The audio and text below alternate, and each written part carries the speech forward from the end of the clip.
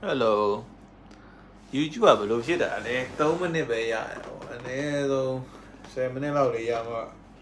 ဖြစ်ပါတော့ဟာလေ keyboard review ပြောပြမှာကျွန်တော်အခုဒါ keyboard ဝယ်ထားဟိုဘတ်900ပဲပေးရမကြည့်ဒီမှာ iPad တွေပါသုံးလို့ရတယ်ဒီမှာ keyboard ရိုက်လို့ရတယ်ပြီးရင်ဒီမှာ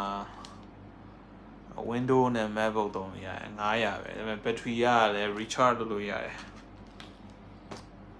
recharge Type C နဲ့ recharge လုပ်ဖို့ပြီးရင်သူက device နှစ်ခုကိုချိတ်လို့ရတယ်မှာ channel 1 channel 2 on off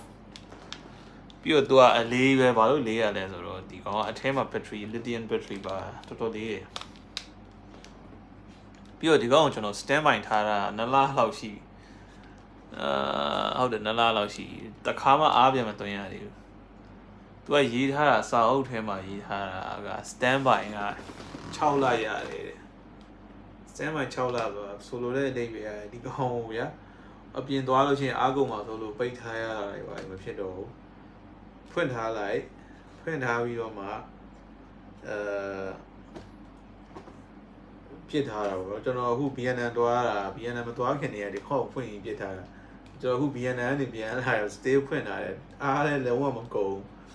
ဘယ်ချိန်ကောက်နေအဆင်ပြေတယ်ဒီတစိမ့်လေးပေါ့နော်တစိမ့်ကတော့ဗာလဲတော့မသိဘူးမဟုတ်တစိမ့်ကလည်းမရှိဘူးကျွန်တော် Mr. DIY ကနေဝယ်လာ AOA ပါညာတရုတ် brand တစ်ခုပဲကီးတွေကကောင်းလာပေါ့နော်တချို့လူတွေကြတော့လေဒီကီးတွေကိုအရန် sensitive ဖြစ်တယ်ပေါ့နော်ကီးတွေကအရန်ကြီးကောင်းလားဆိုတော့ဟိုအဲ့လောက်ကြီးတော့လေ premium ကြီးတော့မဟုတ်ဘူးဒါပေမဲ့သုံးလို့ရတယ်ကီးကဟိုကတော့ကျွန်တော်တို့ဟို calculator ခလုတ်လိုမျိုးပဲတက်ဆိုအဲ့လိုမျိုးပေါ့နော်မဆိုး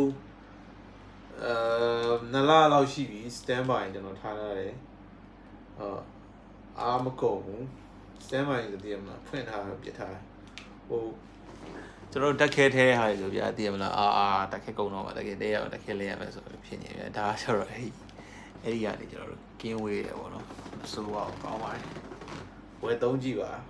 900ပါပဲ900ပဲ okay အားလုံးကျေးဇူးတင်ပါတယ်